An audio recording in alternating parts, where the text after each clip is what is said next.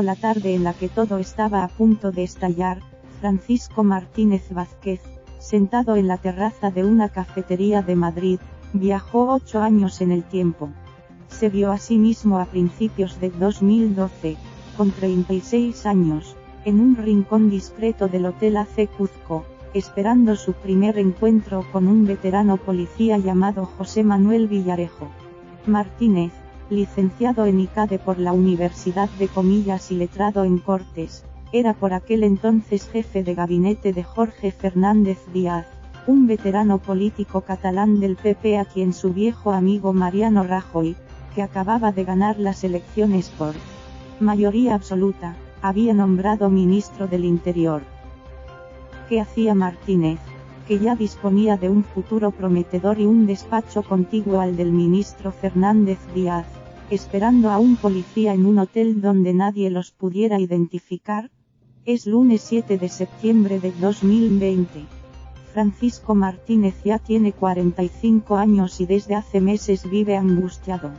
Está imputado por una operación policial secreta, el llamado caso Kitchen, pagada con fondos reservados del Ministerio del Interior con un objetivo inconfesable e ilegal: espiar presuntamente al extesorero del PP Luis Bárcenas y robarle documentos que pudieran perjudicar a Mariano Rajoy y a la cúpula del partido. Martínez ha engordado algo en los últimos tiempos.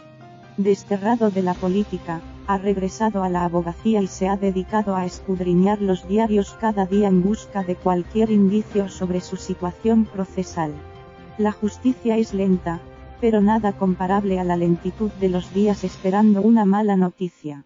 El juez acaba por fin de levantar este lunes el secreto del sumario del caso Kitchen y los medios de comunicación reproducen las pruebas que la Fiscalía Anticorrupción ha reunido contra él, que entre enero de 2013 y noviembre de 2016 fue secretario de Estado de Seguridad, algo así como un viceministro de Interior.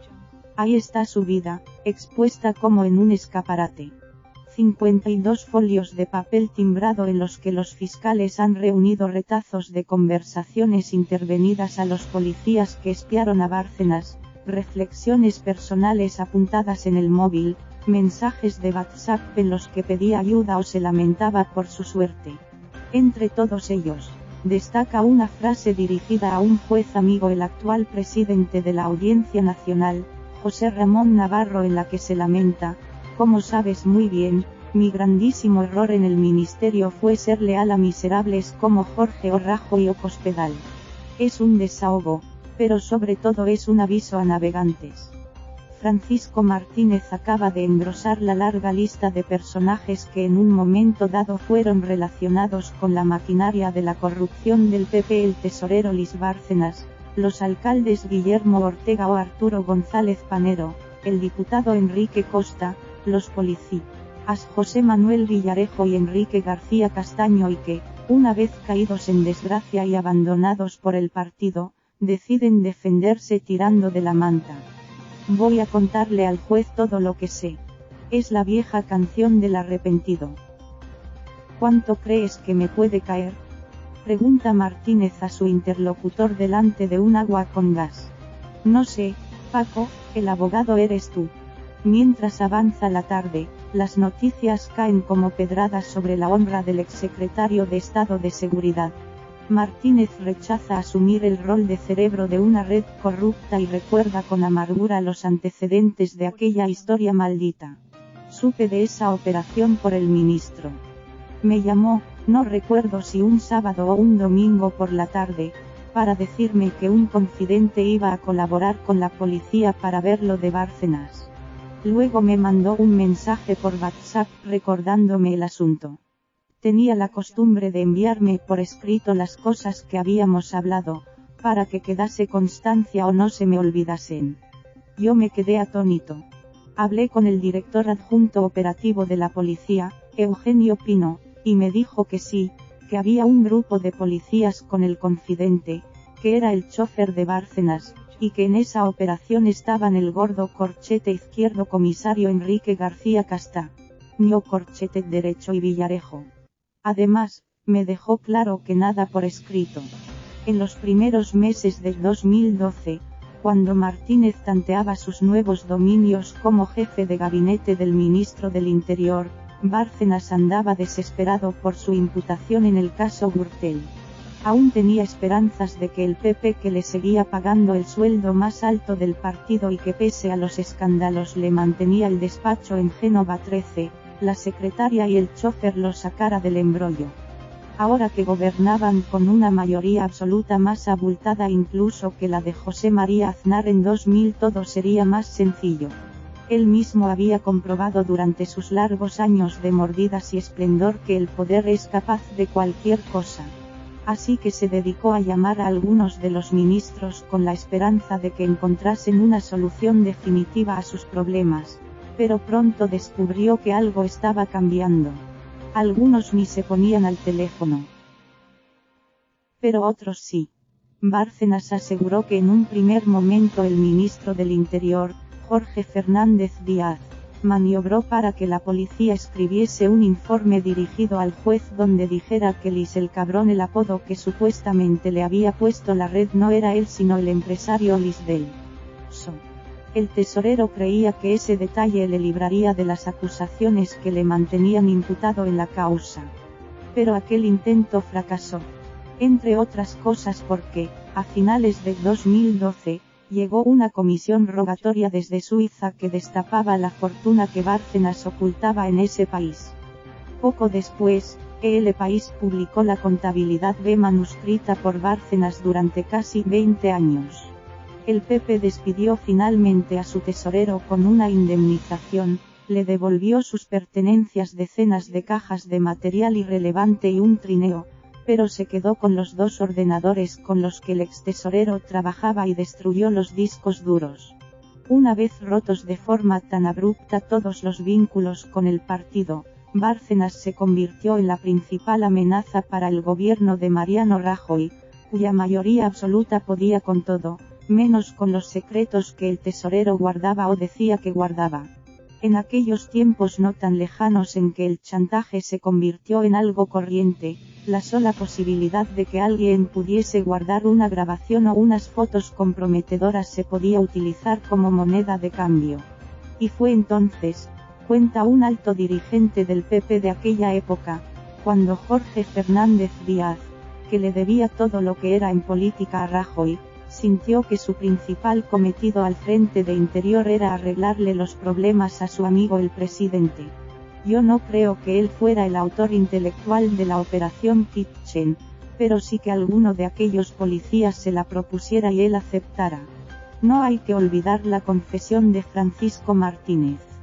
Nada más llegar a Interior, uno de los primeros encargos que le hizo Fernández Díaz fue reunirse con el comisario Villarejo para tratar en secreto, fuera de los canales oficiales y por supuesto del control judicial, un asunto relacionado con Ignacio González, vicepresidente entonces de la Comunidad de Madrid, y su polémico ático de Estepona. Era uno de los encargos especiales del ministro Martínez, un hombre acostumbrado a recorrer con soltura los laberintos del derecho, se aventuraba nada más llegar a Interior por las oscuras estancias de las cloacas del Estado. La operación Kitchen, secreta e ilegal, no pudo ser más chapucera e inútil, pese a que en ella intervino la cúpula policial nombrada por el PP, auxiliada por veteranos comisarios especializados en asuntos turbios. Demasiados testigos para un objetivo tan oscuro. En dicha operación participaron, según la investigación judicial, el entonces máximo jefe policial, Eugenio Pino, el comisario jefe de Asuntos Internos, Marcelino Martín Blas, el jefe de la Unidad Central de Apoyo Operativo, Enrique García Castaño, el comisario José Manuel Villarejo, agente encubierto, y el inspector Andrés Gómez Gordo, policía de confianza de Dolores de Cospedal, quien le llegó a nombrar director general cuando fue presidenta de Castilla-La Mancha. Todos ellos al mando de un pelotón de más de 50 agentes que, sin conocer la ilegalidad del encargo, se afanaron en hacer seguimientos exhaustivos y absurdos a la mujer de Bárcenas. Empecé a recibir información de los policías, recuerda ahora Francisco Martínez. Pero no era nada relevante, que si ella corchete izquierdo Rosalía Iglesias, esposa de Bárcenas corchete derecho iba a la peluquería y cosas parecidas. ¿Y de los pagos de fondos reservados para la operación que usted controlaba?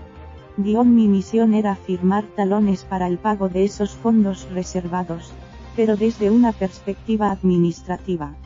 Junto conmigo firmaba el coronel Diego Pérez de los Cobos, que era quien se encargaba de supervisar que estuvieran todas las firmas pertinentes, desde la del policía que pedía los fondos para pagar a su confidente hasta la cúpula de Interior, uno por uno. Yo daba una cantidad global a la unidad que lo hubiese solicitado, pero ahí no se especificaba ni el contenido de las investigaciones ni el tipo de operación. Y en el listado de operaciones pagadas con fondos reservados que a mí me pasaron no hubo ninguna que se denominase Kitchen. La investigación judicial ha confirmado efectivamente que no existe ningún expediente de fondos reservados con ese nombre. Pero es lo de menos. Hay suficiente documentación para acreditar que el trabajo secreto se realizó.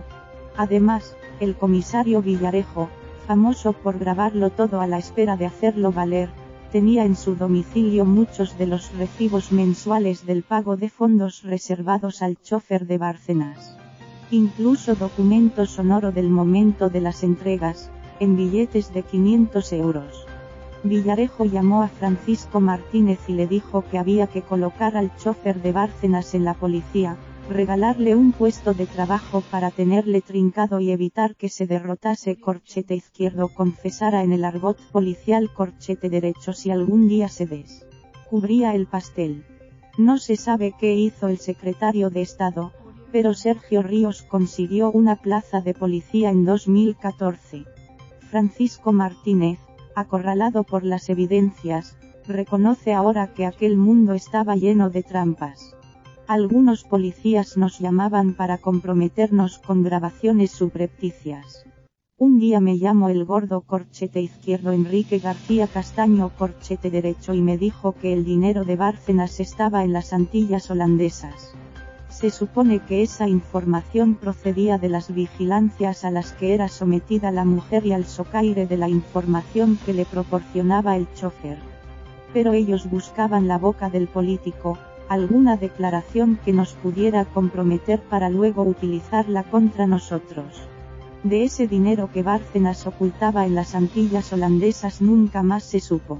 Ni de las grabaciones que supuestamente Bárcenas hizo en la Moncloa durante una cita con el presidente Rajoy o en un restaurante de Sevilla durante un almuerzo con Javier Arenas. Villarejo grababa. Bárcenas grababa.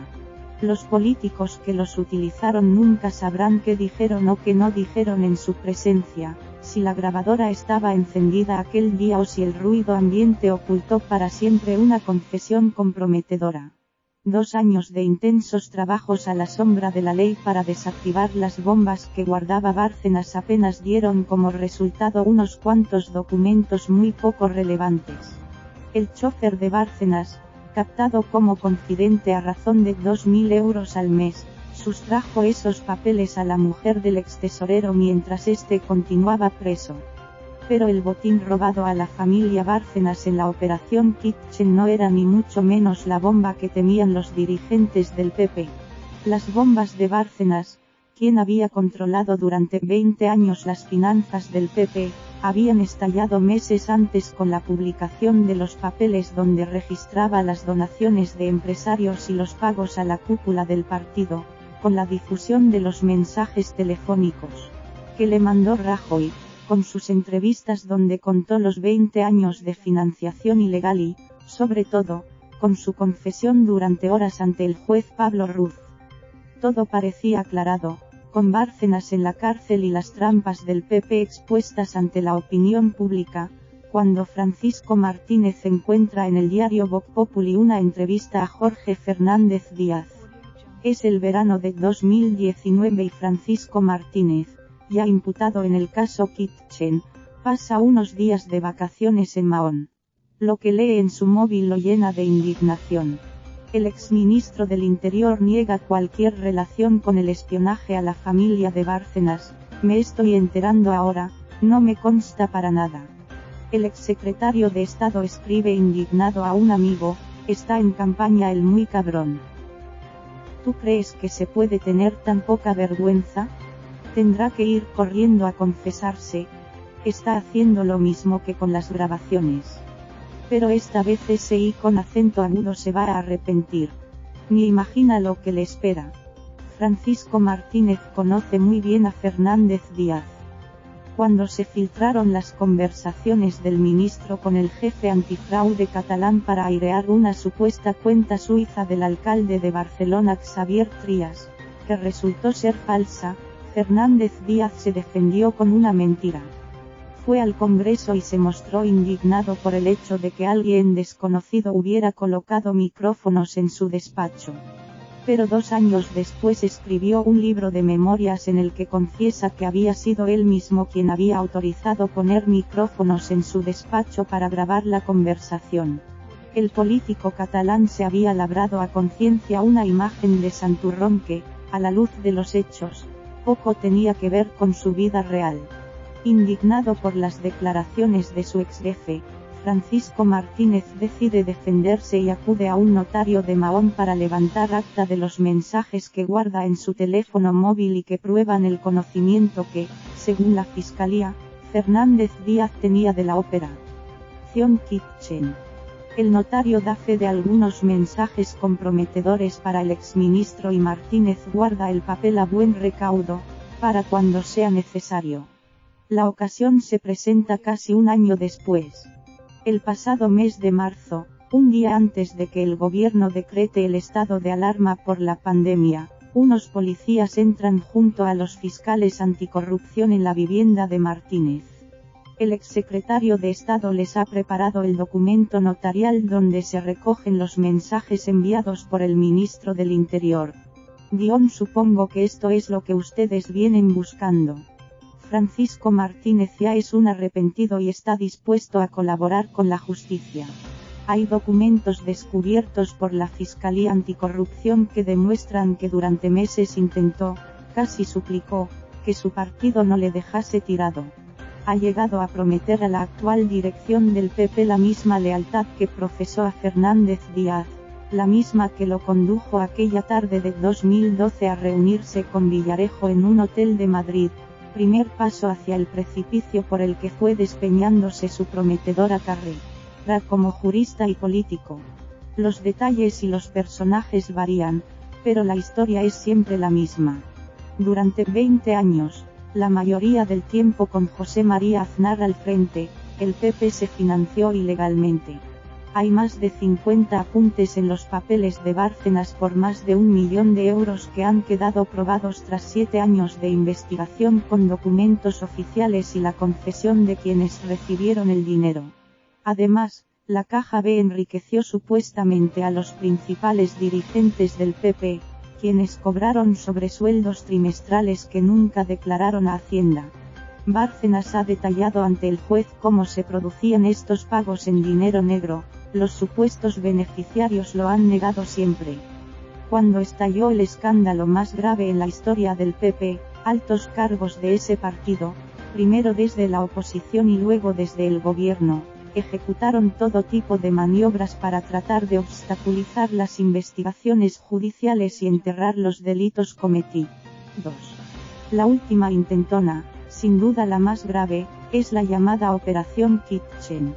Muchos años después, aquel encargo maldito se ha convertido en la pesadilla de Martínez, que considera que su mayor pecado ha sido el de lealtad. Ahora estoy muy mal, contaba el viernes a El País. Han suspendido mi relación con el despacho de abogados en el que trabajaba. Vivimos en la tiranía de la imagen. Nadie quiere estar cerca de quienes aparecen en los medios. La gente tiene un miedo atroz a la imagen y prefiere sacrificar a un jurista, aunque sea bueno. Francisco Martínez es ya un juguete roto.